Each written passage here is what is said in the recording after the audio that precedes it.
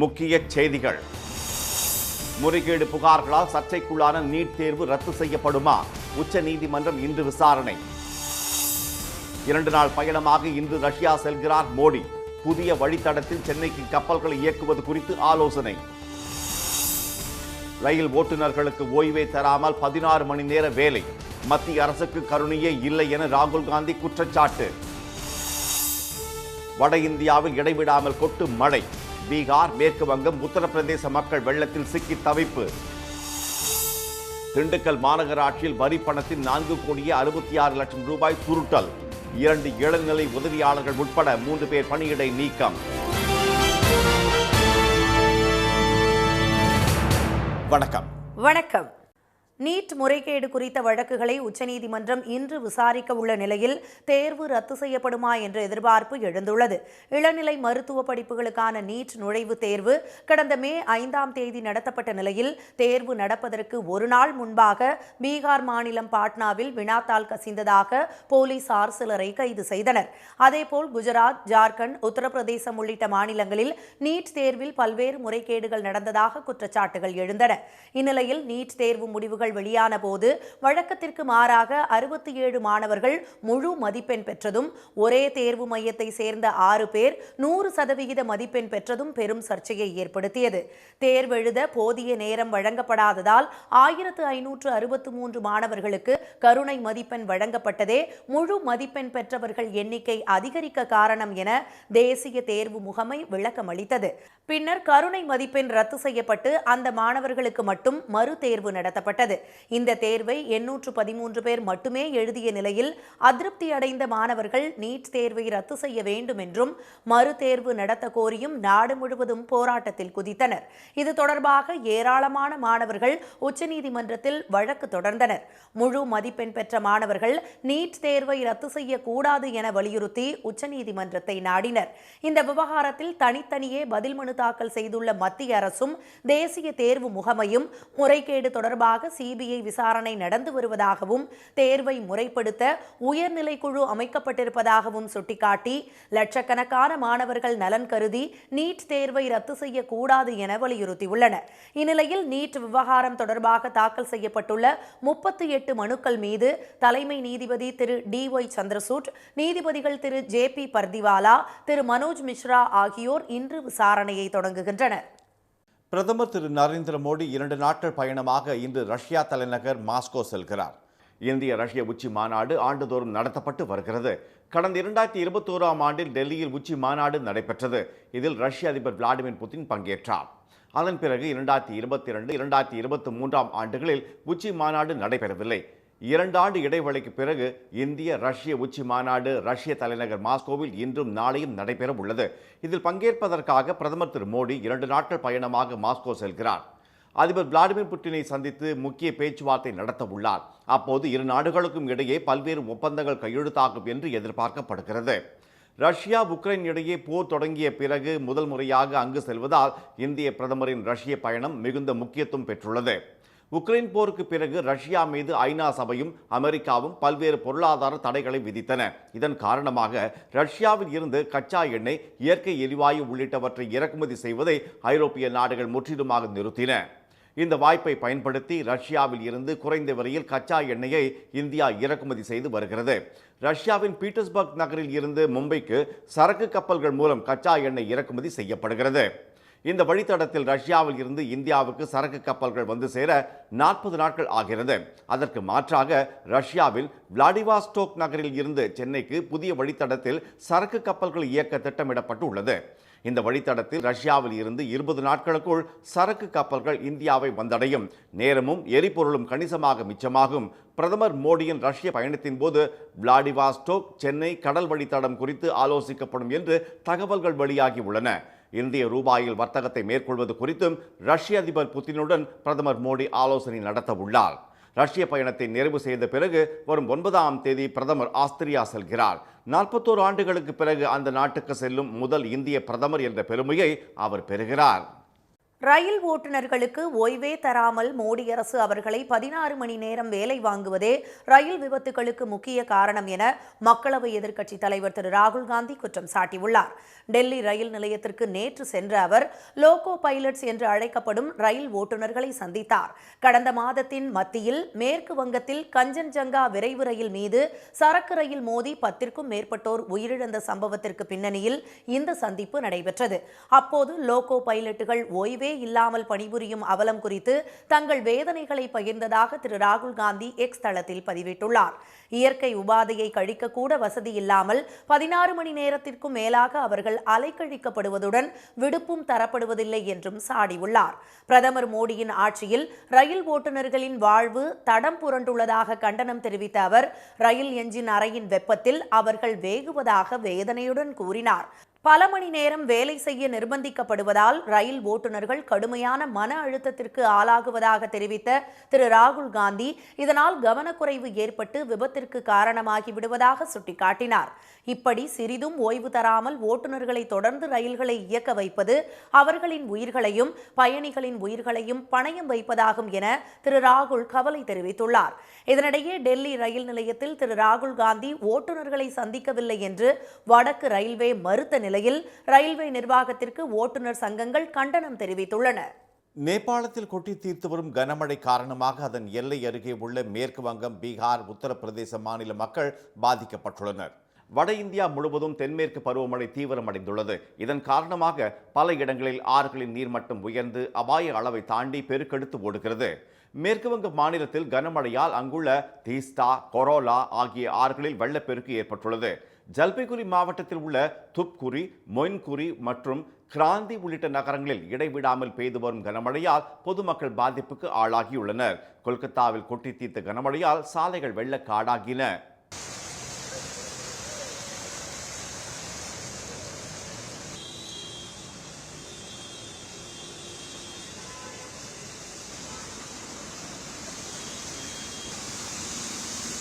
டார்ஜிலிங், கலிம்பாங், ஜல்பைகுரி, கூச்பெஹர், அலிபுர்துவார் ஆகிய மாவட்டங்களில் 12ஆம் தேதி வரை கனமழை நீடிக்கும் என்று இந்திய வானிலை மையம் எச்சரித்துள்ளது.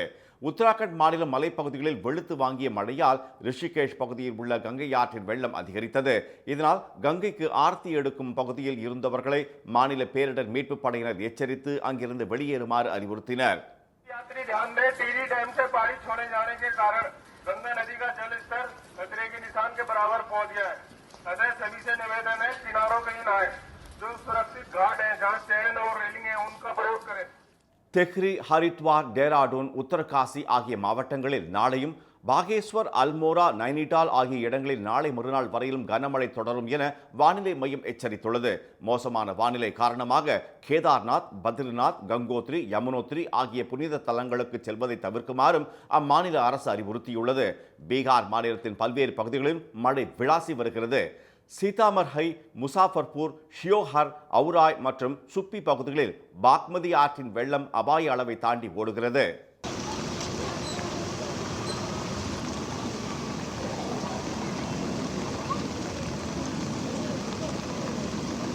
நாலந்தா, நவாடா உள்பட 9 மாவட்டங்களில் இடி மின்னல் தாக்கியதில் 10 பேர் உயிரிழந்தனர். உத்தரப்பிரதேச மாநிலம் ஷர்வஸ்தி மாவட்டத்தில் பருவமழை தீவிரமடைந்துள்ளதால் பல இடங்களில் ஆறுகளின் நீர்மட்டம் அதிகரித்துள்ளது. குஷிநகர், பல்ராம்பூர் மற்றும் ஸ்ரவஸ்வதி மாவட்டங்களின் பல பகுதிகளில் பல ஆறுகளின் நீர்மட்டம் உயர்ந்து வெள்ளம் அபாய கட்டத்தை தாண்டியுள்ளது. குஷிநகரில் கந்தக நதியின் நீர்மட்டமும் அபாய அளவை தாண்டியுள்ளது. திண்டுக்கல் மாநகராட்சியில் வரி வசூல் செய்த பணத்தில் 4.5 கோடி ரூபாய் கையாடல் செய்ததாக 2 இளநிலை உதவியாளர்கள் உட்பட 3 பேர் பணியிடை நீக்கம் செய்யப்பட்டுள்ளனர். திண்டுக்கல் மாநகராட்சியில் தூய்மை பணியாளராக பணிபுரிந்து வந்த முருகன் என்பவர் இறந்ததை அடுத்து அவரது மகன் சரவணன் வாரிசு அடிப்படையில் கடந்த 2021ஆம் ஆண்டு இளநிலை உதவியாளராக நியமிக்கப்பட்டார்.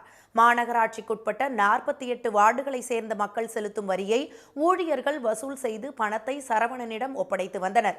உதவி ஆணையர், உதவி கணக்கு அலுவலர் மற்றும் கணக்காளரிடம் கையொப்பம் பெற்று பணத்தை வங்கியில் செலுத்த வேண்டும். ஆனால் இளநிலை உதவியாளர் சரவணன் கணிசமான தொகையை எடுத்துவிட்டு மீதியை வங்கியில் செலுத்தி மோசடி செய்துள்ளார். 3 அதிகாரிகளின் கையெழுத்தையும் அவரே போலியாக போட்டு மீதி தொகையை கட்டி வந்ததாக கூறப்படுகிறது. இந்நிலையில் தணிக்கைத்துறை அதிகாரிகள் மேற்கொண்ட ஆய்வின் போது மாநகராட்சி வங்கி கணக்கில் பணம் குறைவாக இருப்பதை கண்டுபிடித்தனர். 4,66,00,000 ரூபாய் கையாடல் செய்யப்பட்டது தெரியவந்தது. இதுகுறித்து விசாரணை நடத்திய திண்டுக்கல் மாநகராட்சி ஆணையர் திரு ரவிச்சந்திரன் சரவணனை பணியிடை நீக்கம் செய்து உத்தரவிட்டார். வங்கியில் பணத்தை செலுத்துவதை முறையாக கண்காணிக்க தவறிய கண்காணிப்பாளர் சாந்தி, இளநிலை உதவியாளர் சதீஷ் ஆகியோரும் சஸ்பெண்ட் செய்யப்பட்டனர். பகுஜன் சமாஜ் கட்சியின் மாநில தலைவர் ஆம்ஸ்ட்ராங் உடல் திருவள்ளூர் மாவட்டம் பொத்தூரில் பௌத்த முறைப்படி நல்லடக்கம் செய்யப்பட்டது. சென்னை பெரம்பூரில் வெட்டி கொலை செய்யப்பட்ட ஆம்ஸ்ட்ராங்கின் உடலுக்கு பகுஜன் சமாஜ் கட்சியின் தேசிய தலைவரும் உத்தரப்பிரதேச முன்னாள் முதலமைச்சருமான மாயாவதி அஞ்சலி செலுத்தியதுடன் அவரது குடும்பத்தினருக்கும் ஆறுதல் தெரிவித்தார்.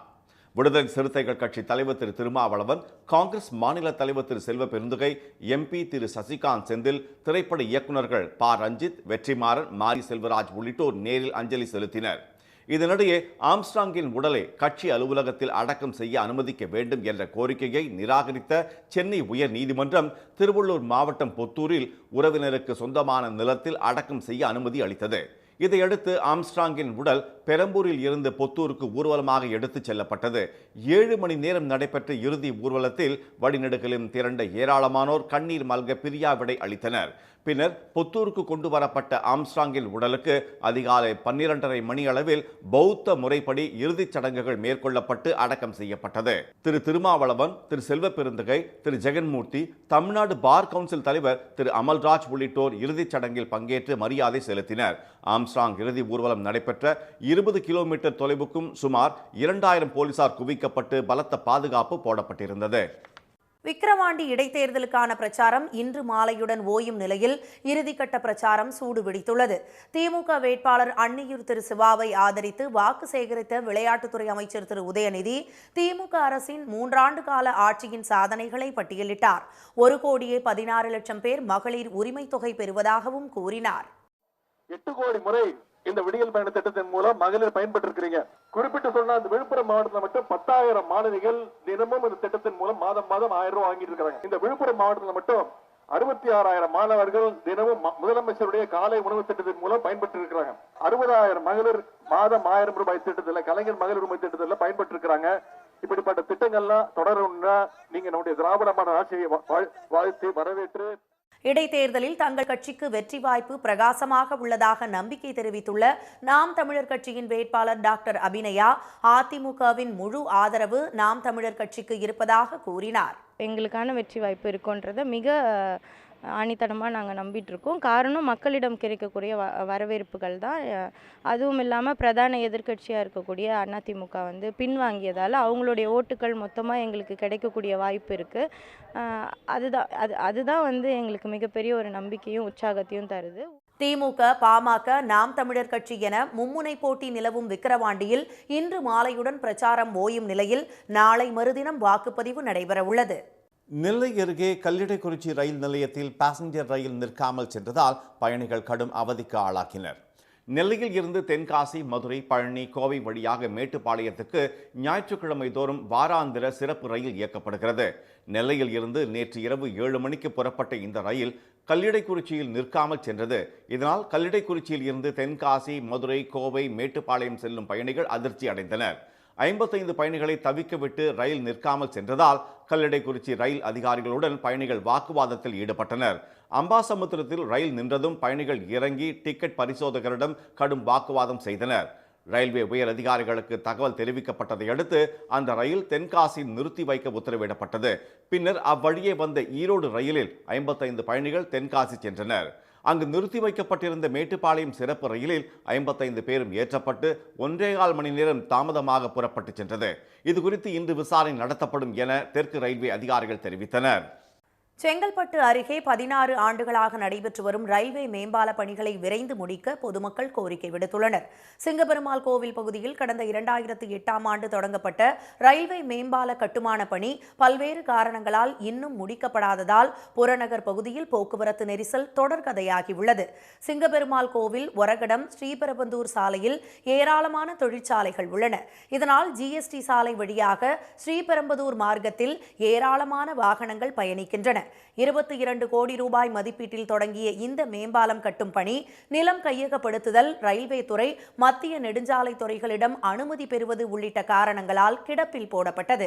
சுற்றுவட்ட சாலையுடன் மேம்பாலத்தை இணைக்கும் வகையில் தற்போது திட்டத்தில் மாற்றம் செய்யப்பட்டுள்ளதால் திருக்கச்சூர், தெள்ளிமேடு, கொளத்தூர், ஆப்பூர், பாலூர், ரெட்டிப்பாளையம் உள்ளிட்ட 30க்கும் மேற்பட்ட கிராம மக்கள் தவித்து வருகின்றனர். வேகமாக நடைபெற்று வந்த பணிகள் தற்போது மந்தகதியில் நடைபெறுவதாக கூறும் வாகன ஓட்டிகள் மேம்பால பணிகளை துரிதப்படுத்த வேண்டும் என கோரிக்கை விடுத்தனர். வாகன நெரிசல் காரணமாகவும் நீண்ட நேரம் சிங்கப்பெருமாள் கோவில் ரயில்வே கேட் மூடப்பட்டுள்ளதாலும் வாகன ஓட்டிகள் சிரமத்திற்கு ஆளாகியுள்ளனர். மேம்பால பணிகளுக்கு இடையூறாக உள்ள மின்மாற்றிகள், மின் கம்பங்கள் உள்ளிட்டவற்றை மாற்றி அமைக்கும் பணிகள் கூட இதுவரை தொடங்காமலேயே இருப்பதாக பொதுமக்கள் குற்றம் சாட்டியுள்ளனர். திருவண்ணாமலை அருகே இயற்கை விவசாயிகள் சார்பில் நடைபெற்ற பாரம்பரிய விதை திருவிழாவில் ஏராளமானோர் கலந்து கொண்டனர். நஞ்சில்லா உணவுகளை தர வேண்டும் என்பதற்காக பாரம்பரிய நெல் விதைகள், கீரை, காய்கறி விதைகள் மற்றும் மூலிகை பொருட்கள் கண்காட்சி வந்தவாசியில் நடைபெற்றது. இதில் 50க்கும் மேற்பட்ட அரங்குகளில் வெள்ளை கேழ்வரகு, சிறுதானியங்கள் மூலம் செய்யப்பட்ட சிற்றுண்டி உணவுகள், இட்லி பொடி உள்ளிட்டவை விற்பனைக்கு வைக்கப்பட்டிருந்தன. பாரம்பரிய நெல் விதைகளான அடுக்கு நெல், இலுப்பை பூ சம்பா, மாப்பிள்ளை சம்பா, கிச்சலி சம்பா, சீரக சம்பா, சேலம் சம்பா உள்ளிட்ட ரகங்களும், காய்கறி விதைகளான சிறுவெண்டை, பச்சை வெண்டை, வெள்ளை கத்திரிக்காய், மணத்தக்காளி உள்ளிட்ட கீரை வகைகளும் இடம்பெற்றிருந்தன. மேலும் நாட்டு மரத்தாலான பல் தேய்க்கும் பிரஷ், சீப்பு மற்றும் வீட்டு உபயோகப் பொருட்களும் காட்சிப்படுத்தப்பட்டிருந்தன. விதை நெல் திருவிழாவை அடுத்த முறை தமிழக அரசு சார்பில் நடத்த வேண்டும் என்று விவசாயிகள் கோரிக்கை வைத்தனர். கண்காட்சியை பார்வையிட்ட பல்வேறு கிராமங்களைச் சேர்ந்த ஏராளமானோர் விதை நெல், காய்கறி விதைகள் மற்றும் வேளாண் உபகரணங்களை ஆர்வத்துடன் வாங்கிச் சென்றனர். தமிழகம் மற்றும் புதுச்சேரியில் 6 நாட்களுக்கு மிதமான மழைக்கு வாய்ப்புள்ளதாக சென்னை வானிலை ஆய்வு மையம் தெரிவித்துள்ளது. சென்னையில் அடையாறு, பட்டினப்பாக்கம், மெரினா, அண்ணா சாலை, வடபழனி, கோயம்பேடு, அரும்பாக்கம், அசோக் நகர் உள்ளிட்ட இடங்களில் மழை வெளுத்து வாங்கியது. புறநகர் பகுதியிலான தாம்பரத்தில் கருமேகங்கள் திரண்டு குடை போல் காட்சி அளித்தன. அதைத் தொடர்ந்து சேலையூர், செம்பாக்கம், மாடம்பாக்கம், மேடவாக்கம், சோழிங்கநல்லூர் ஆகிய இடங்களில் கனமழை கொட்டியது. பூவிருந்தவல்லி, மதுரவாயில், ஆவடி, திருநின்றவூர், பட்டாபிராம் உள்பட பல்வேறு பகுதியிலும் கனமழை பெய்தது. காஞ்சிபுரம், செவிலிமேடு, ஓரிக்கை, ஒலிமுகமதுப்பேட்டை, வாலாஜாபாத் பகுதிகளில் இடி மின்னலுடன் கூடிய கனமழை பெய்தது. செங்கல்பட்டு புதிய பேருந்து நிலையம், புலிப்பாக்கம், பரனூர் உள்ளிட்ட இடங்களில் இடியுடன் கூடிய கனமழையும், சிங்கப்பெருமாள் கோவில், மறைமலை நகர், காட்டாங்குளத்தூர், பொத்தேரி, கூடுவாஞ்சேரி உள்ளிட்ட இடங்களில் பலத்த காற்றுடன் மிதமான மழையும் பெய்தது. அரக்கோணம், தக்கோலம், சேந்தமங்கலம், நெமிலி, சோளிங்கர் மற்றும் அதன் சுற்றுவட்டார பகுதிகளில் வெயில் வாட்டி வதைத்த நிலையில் இரவில் திடீரென 2 மணி நேரத்திற்கு மேலாக பலத்த காற்றுடன் மழை பெய்து குளிர்ச்சியை உண்டாக்கியது. திருக்கோவிலூர் அருகே திருவெண்ணெய்நல்லூரில் மிதமான மழை பெய்தது. இதனிடையே மேற்கு திசை காற்றின் வேக மாறுபாடு காரணமாக தமிழ்நாடு மற்றும் புதுச்சேரியில் இன்று முதல் 6 நாட்களுக்கு மிதமான மழைக்கு வாய்ப்புள்ளதாக சென்னை வானிலை மையம் தெரிவித்துள்ளது. மீண்டும் முக்கிய செய்திகள். நீட் முறைகேடு குறித்த வழக்குகளை உச்சநீதிமன்றம் இன்று விசாரிக்க உள்ள நிலையில் தேர்வு ரத்து செய்யப்படுமா என்ற எதிர்பார்ப்பு எழுந்துள்ளது. பிரதமர் நரேந்திர மோடி 2 நாட்கள் பயணமாக இன்று ரஷ்ய தலைநகர் மாஸ்கோ செல்கிறார். ரயில் ஓட்டுநர்களுக்கு ஓய்வே தராமல் மோடி அரசு அவர்களை 16 மணி நேரம் வேலை வாங்குவதே ரயில் விபத்துகளுக்கு முக்கிய காரணம் என எதிர்க்கட்சித் தலைவர் ராகுல் காந்தி குற்றம் சாட்டியுள்ளார். இத்துடன் இந்த செய்திகள் நிறைவடைந்தன. மீண்டும் சன் டிவியில் செய்திகள் மாலை 6 மணிக்கு. செய்திகளை உடனுக்குடன் தெரிந்து கொள்ள சன் நியூஸ் தொலைக்காட்சியை பாருங்கள். வணக்கம். வணக்கம். உடனுக்குடன் செய்திகளை தெரிந்து கொள்ள சன் நியூஸ் பெல் ஐகானை கிளிக் பண்ணுங்க.